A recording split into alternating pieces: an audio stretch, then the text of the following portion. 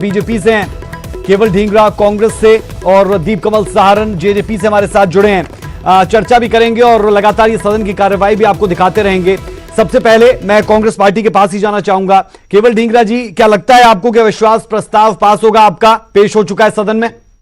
देखिए, आज असल में चेहरे बेनकाब होंगे कि जो जेजेपी के 10 एमएलए और इंडिपेंडेंट 8 एमएलए, उनका चेहरा बेनकाब होगा कि वो आज जो किसानों के साथ खड़े हैं या वो आज बीजेपी की सत्ता की मलाई चाटने के लिए उनके साथ रहेंगे। ये जो चेहरे हैं ये आज बेनकाब होंगे और इनके कलई भी खुलेगी कि इनको लोगों के द्वारा वोट ली गई थी इन्होंने, और लोगों को ये कहा गया था कि ये बीजेपी जो है इसके अगेंस्ट वोट लिया था, और आज जो है वो सत्ता की मलाई चाटने लग गए, उनकी गोदी में बैठ गए। ठीक है ढींगरा साहब, लेकिन मेरा जो सवाल था आप उसको कहीं ना कहीं गोलमोल कर गए। मेरा सवाल था कि अविश्वास प्रस्ताव पास होता हुआ आपको नजर आता है, तो आप कह रहे हैं कि कुछ लोग बेनकाब होंगे, यानी आपको लग रहा है कि अविश्वास प्रस्ताव फेल होगा कांग्रेस का?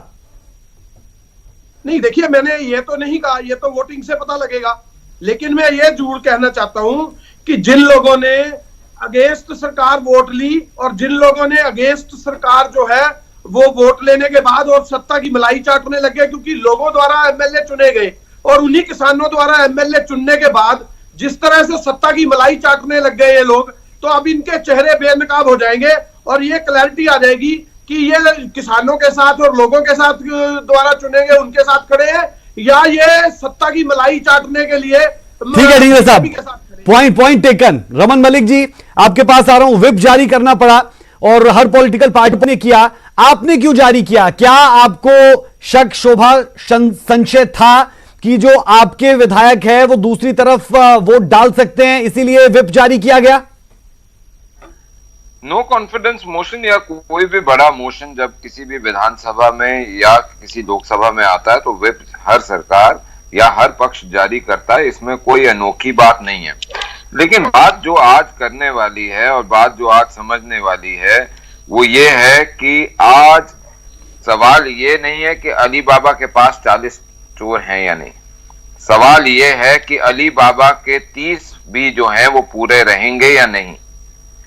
एक दूसरी चीज, बात आती है मलाई चाटने की, तो मैं कम से कम इनसे ये अपेक्षा करता हूं, सुलझे हुए व्यक्ति रहे हैं, सीएम साहब के मीडिया एडवाइजर भी रहे एक समय पे, तो बहुत अच्छा पद संभाला हुआ है साहब। महाराष्ट्र में आप क्या चाट रहे हो ये बताओ?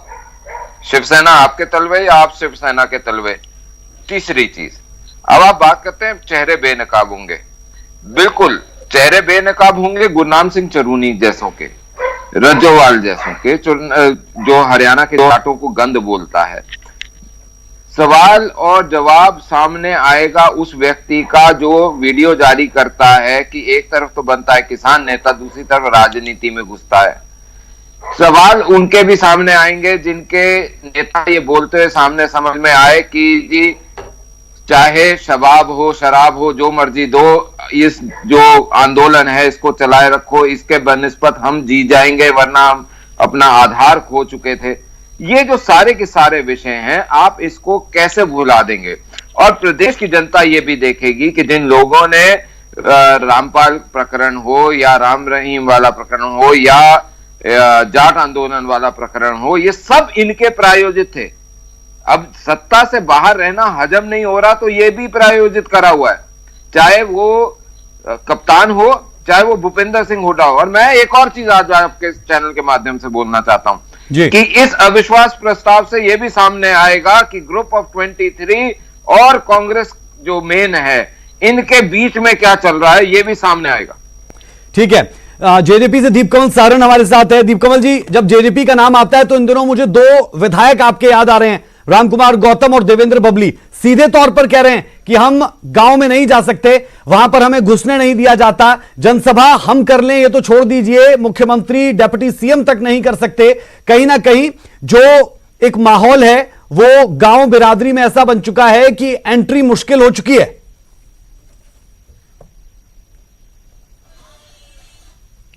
देखिए राज, जो ये बात देवेंद्र बबली जी ने कही है, ये वाकई उन्होंने कहा है कि प्रदेश के हालात ठीक नहीं हैं और अच्छे नहीं हैं, इसमें कोई शक नहीं है। जब प्रदेश के किसान इतनी बड़ी संख्या में कहीं पर धरने पर बैठे हों और उनकी जाने जा रही हो तो हमें सबको अफसोस होता है, सबके लिए दुख की बात है ये। और जहां तक गांव में जाने की बात है तो हर सरकार में ऐसी स्थितियां आती हैं जब जिस तरीके से अब कांग्रेस पार्टी विपक्ष के रूप में बौखलाई हुई है, सत्ता पाने के लिए छटपटा रही है और गुमराह कर रही है कुछ लोगों को। और हम ये नहीं कहते कि उनके कहीं लोग हैं ही नहीं, कांग्रेस पार्टी के कुछ लोग तो हैं ही, आज भी 30 विधायक उनके पास हैं तो उनके पास वोट भी हैं, तो वहां पर जो इनके लोग हैं वो इसी तरीके का माहौल पैदा करते हैं। ये कोई ऐसी बात नहीं है कि जो किसी सरकार के साथ कभी ना होती हो। दिल्ली के जो आज के 67 विधायकों के साथ, 70 में से 67 के साथ एमएलए के साथ मुख्यमंत्री है अरविंद केजरीवाल, उन पर चप्पलें फेंकी गई, शाही फेंकी गई, उनका बहुत विरोध हुआ।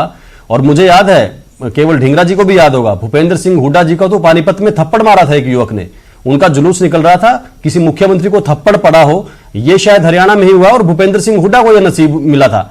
तो ये स्थितियां हर सरकार के साथ कभी हो जाती हैं, उसमें धैर्य नहीं खोना चाहिए। स्थितियां बदलेंगी वक्त के साथ और विकास के काम होते रहने चाहिए। जो अब बजट आने वाला है परसों, उसमें भी बहुत सारी जन कल्याणकारी योजनाएं होने वाली हैं। और जिस तरीके से आप पिछले दिनों में आपने देखा होगा, हरियाणा सरकार ने, चाहे वो किसानों के लिए हो, ग्रामीण विकास हो, सड़कों के मामले हो, रोडवेज की बात हो, शिक्षा की हो और कोविड के साल में स्वास्थ्य की बात हो, इतने सारे काम किए हैं जो बेहद जरूरी हैं। जो कांग्रेस की सरकार अगर कहीं होती तो सारे की पटरी से उतर चुका होता। इनकी सरकार में रोहतक और झज्जर के अलावा कुछ दिखा नहीं इनको कभी। और आज बेचैनी हो रही है कि कैसे एक सरकार दो दलों की मिलकर और डबल इंजन के साथ काम कर रही है। बहुत बेचैनी है कांग्रेस पार्टी को। चलिए, तो कोई कह रहा है मलाई चाटी जा रही है, कोई अलीबाबा की बात कर रहा है, कोई चेहरे बेनकाब होने की बात कर रहा है और कोई बात कर रहा है हरियाणा के जाटों को किसने गंद कहा था। सीधे रुक कर लेते हैं विधानसभा की कार्यवाही में क्या कुछ चल रहा है। हुड्डा क्या कुछ कह रहे हैं, सुनो जरा। कर लिया ना कि भाई तुमने मेरे साथ क्यों नहीं दिया भाई। बोले अच्छा आप जब फिर कह दे, फिर दरखास्त दे दे, मैं काम कर दूंगा तेरा। तो बोला फिर दरखास्त दे दी। दरखास्त दे के जब आया एप्लीकेशन, तहसीलदार वही नंबरदार, वही दरखास्त देने वाला और वही तहसीलदार। तहसीलदार बोला हाँ भाई। बोला जी इसको कर्जा दे दो। फिर बोला एक हफ्ते तो पहले कह रहा था इसकी मौत हो रही है, अब तू फिर आ जा।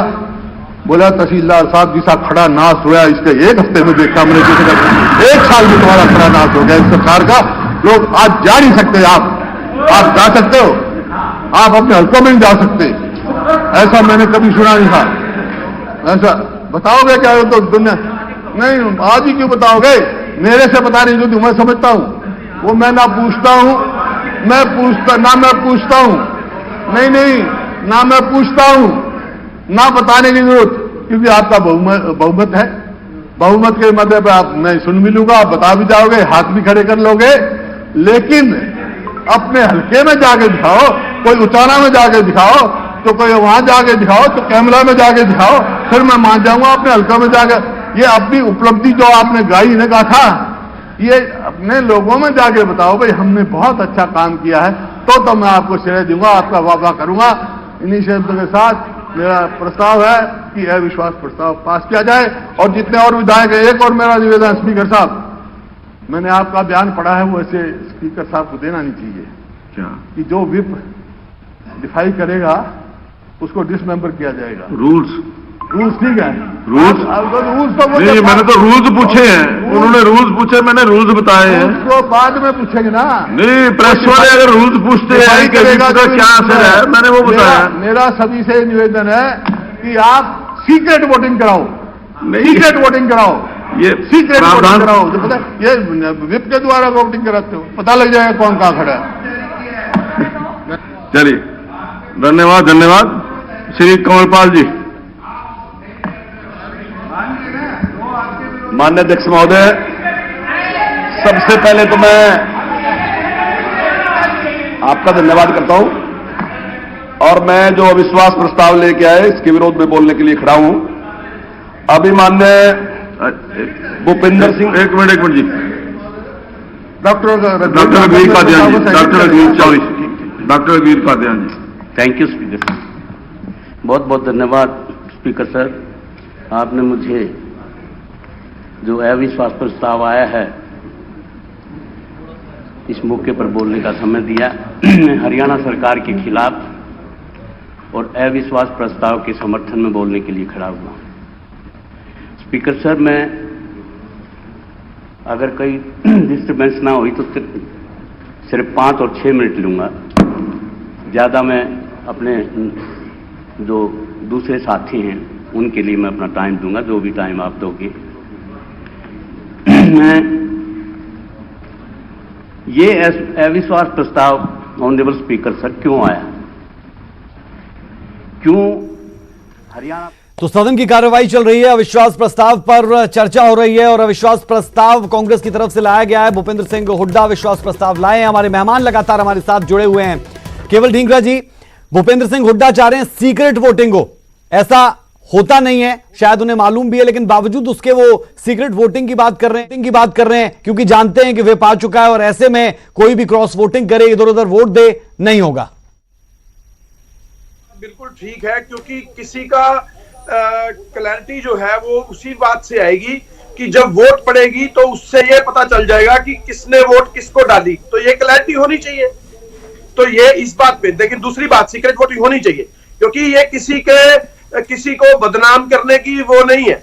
ये बात सिर्फ ये है कि किन लोगों ने किसानों को वोट दी और किन लोगों ने बीजेपी सरकार को वोट दी, इस बात की क्लैरिटी के लिए अविश्वास पत्र होता है। और दूसरी बात जो अभी मलिक साहब बोल रहे थे, वो कह रहे थे कि जाट रक्षण जो है, मलिक साहब 2 मिनट जो है, राम रहीम प्रकरण जो है और कोरोना काल जो किसान आंदोलन है, ये अभी जो है वो कांग्रेस के द्वारा प्रयोजित थे। अब ये देखिए कोरोना काल भी हम ले आए क्या। चलिए रमन मलिक जी आपके पास आ रहा हूं। भूपेंद्र सिंह हुड्डा कहते हैं वाद विवाद समाधान ये होना चाहिए, लेकिन किसानों के मसले पर ये नहीं हो रहा और सीधे तौर पर कह रहे हैं कि बेनकाब यहां पर चेहरे होंगे और कुछ आरोप जो ढींगरा साहब की तरफ से लगाए गए उस पर भी स्पष्टीकरण दें।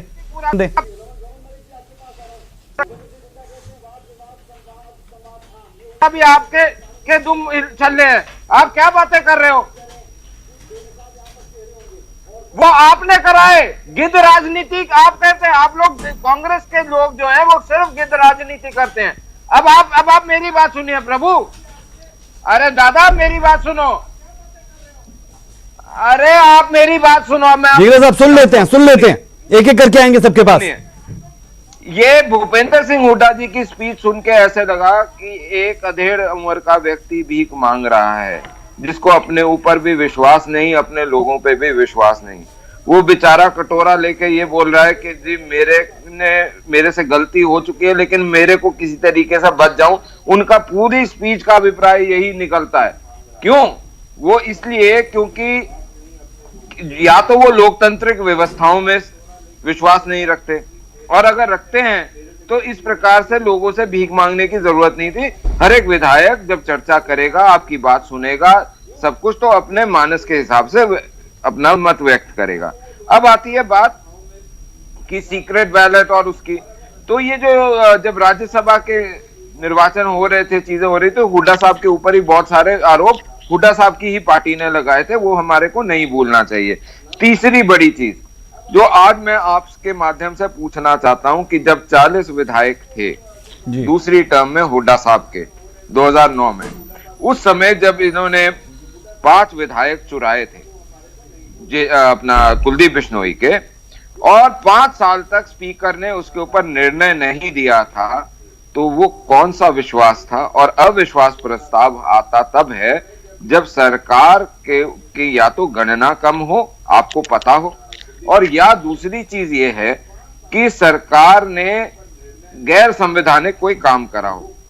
अगर ऐसा विषय है तो क्या आप कोर्ट में गए? आप कोर्ट में तो नहीं गए, ना आपने जनता को बताया। आपने यहां तक कि भूपेंद्र सिंह हुड्डा अपनी स्पीच में जिस विषय के ऊपर यह अविश्वास प्रस्ताव लाए, उस विषय के ऊपर बताने से भी यरक गए कि जी इन कानूनों में काला क्या है, क्योंकि उनको अपने आप पता है कि इसमें कुछ ऐसा नहीं है जिसको वो काला घोषित कर सके सदन के पटल पे। तो ये साफ सुथरा ये दिखाता है कि भूपेंद्र सिंह हुड्डा अपनी ही चाल में फंस गए, और ये अविश्वास प्रस्ताव जो है वो उनके गले की फांस बना हुआ है, ना उगलते बनता है ना निगलते। ठीक है रमन जी। दीप कमल जी हमारे साथ है। अभी रमन मलिक जी ने एक बात कही कि एक अधेड़ उम्र का व्यक्ति कटोरा लेकर भीख मांग रहा है। जेजेपी से ये सवाल इसलिए कर रहा हूं क्योंकि आप इनके सहयोगी दल है, एंडोर्स करते हैं आप इनकी बात को? दीप कमल जी बिल्कुल सही आकलन किया है रमन मलिक जी ने भूपेंद्र सिंह हुड्डा की बात का। देखिए, मैंने उनके टाइम में रिपोर्टिंग की है, वो तब भी चुटकुले सुनाते थे, किस्से सुनाते थे अपने भाषणों में, और आज एक महत्वपूर्ण विषय पर जब अविश्वास प्रस्ताव वो लेकर आए हैं तब भी सदन के अंदर चुटकुले सुना रहे हैं। तब भी वो वहां पर पुरानी कोई कहावतें ऐसी बना रहे हैं जिस पर लोग हंस सके, ठहाके लगा सके। मैंने इनके और भी कार्यक्रम देखे जहां पर इनके विधायकों ने अश्लील चुटकुले सुनाए हैं, जहां पर महिलाएं, कांग्रेस पार्टी की महिलाएं वो जनसभा छोड़कर चली गई। ये गंभीरता का स्तर है कांग्रेस पार्टी का। जो बात आखिर में कह रहे थे रमन मलिक जी कि पिछला जो कार्यकाल था भूपेंद्र सिंह हुड्डा जी का, उसमें 40 विधायक इनके पास थे और 5 इन्होंने चुरा रखे थे। रमन मलिक जी की बात में एक तथ्य जोड़ना चाहता हूं कि जब इनका कार्यकाल खत्म हुआ और कुलदीप शर्मा ने 4.5 साल जैसे तैसे निकाल दिए स्पीकर के पद पर अनैतिक कार्य करते हुए, आखिर में पंजाब और हरियाणा हाईकोर्ट ने उन 5 विधायकों को अयोग्य घोषित किया। उनको कहा कि उनकी सदस्यता उसी दिन रद्द हो गई थी जब वो दल बदल करके भूपेंद्र सिंह हुड्डा की सरकार के साथ आए थे। यानी कि भूपेंद्र सिंह हुड्डा ने अल्पमत की सरकार चलाई, हरियाणा के लोगों के साथ धोखा किया, ऐसे विधायकों के साथ सरकार चलाई जो आखिर में अयोग्य घोषित हुए हैं हाईकोर्ट से। यह फैक्ट है। और तीसरी बात, जहां तक सीक्रेट बैलेट का जिक्र कर रहे हैं भूपेंद्र सिंह हुड्डा जी, ये एक्सपर्ट है सीक्रेट बैलेट के। राज्यसभा में पहुंचा गए अपने बेटे को सीक्रेट बैलेट से, और उससे पहले दूसरे जो प्रकरण थे उन्होंने भी इन्होंने अपने जो स्याही वाला प्रकरण किया था उसके एक्सपर्ट हैं ये। फिलहाल इनकी चिंता यह है कि अगर सामने से वोटिंग हुई तो इनकी 30 की गिनती कम ना रह जाए, ये सामने ना आ जाए कि खुद इनकी पार्टी के या जिन कुछ निर्दलियों के भरोसे ये अविश्वास प्रस्ताव लेकर आए हैं वो इनके साथ है नहीं। आज सुबह जाते वक्त दुष्यंत चौटाला जी ने एक महत्वपूर्ण बात कही है राज, वो मैं दोहराना चाहता हूं कि जिस बहुमत के साथ अक्टूबर 2019 में सरकार बनी थी, जितने विधायकों के साथ, उतने ही विधायक आज आपको इस अविश्वास प्रस्ताव के खिलाफ जब वोटिंग होगी तब दिखेंगे। एक भी विधायक वहां से कम नहीं मिलेगा।